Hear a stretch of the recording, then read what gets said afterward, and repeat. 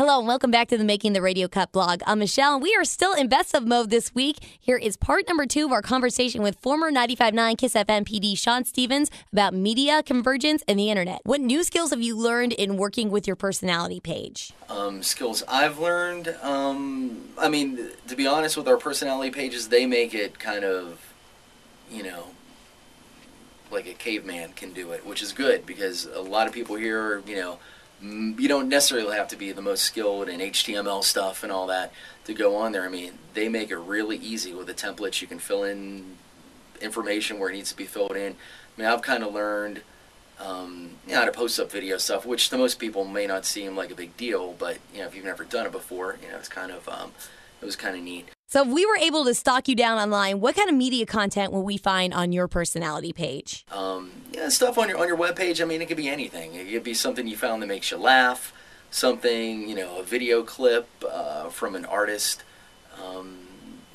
stuff that's kind of related to the audience that you're targeting. I mean, on the station that I voice track for, that's an adult contemporary, I gear it more toward that stuff. Here on KISS, I mean, our jocks kind of gear it toward a lot of pop culture stuff, maybe video content that they created on their own. Our night jock has done that, where he's got a video camera and went out and did just some wacky stuff and he posted up there. So, I mean, you're kind of free to do whatever you want. I mean, it's an extension of you, an extension of the radio station. Have you noticed any type of content that creates more web hits for your station than others? One thing we found out is that pictures, people love looking at pictures, whether they're in them or whether they're not. People love that stuff. I mean, photo galleries are huge.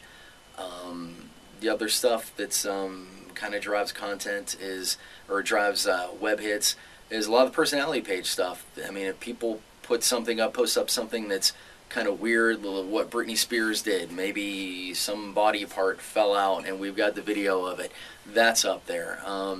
A lot of the strip stuff that we do with artists that come in and kind of do intimate acoustic performances for Clear Channel, that's on the website. That generates a lot of hits, but a lot of photo stuff, basically. And a lot of people are into the social networking sites like Facebook and Twitter now. How are you using internet technology to reach your listeners? Primarily we focus on our own station website to drive people there. We understand that people do use the social networking sites as well. We have a MySpace. We send out our MySpace bulletins when there are big compelling things that are going on the station. And we also utilize our email club for a lot of the contests that we do on the station. To join or qualify, you have to be a member of our KISS Club. By default, you've got to sign up for that before you can be eligible to win. And once you do that, you're in our email group, and we send out weekly updates on contests and things like that. Nothing that's spam, it's just stuff that our listeners would want. If we're giving away concert tickets, we want them to know about that. So that's the kind of stuff we send out to them every week. I know a lot of critics say that radio is facing a lot of challenges from the iPod. Has the popularity of the iPod caused you to change the way you program your station at all? I don't know. I mean, an iPod has its place, but so does radio. I mean, there's stuff that we can give them that an iPod can't. I mean, it's all about content. I mean, whether it's the music and anymore, what happens in between the music, because let's face it, you can get music anywhere. It's what goes on between the records and, the jocks, that are compelling. And, we've got people that I would tune in to hear what they're going to do next on the radio. And that's what you need now to be competitive with all this other outside competition, whether it be satellite, an iPod, or the internet, or whatever. And do you have any insight into the future of newer technology like HD radio? I don't know. HD is, we're in HD now, but I would venture that anybody watching this probably doesn't really understand what HD is, and that may be because radio in general hasn't done a good job explaining what that is.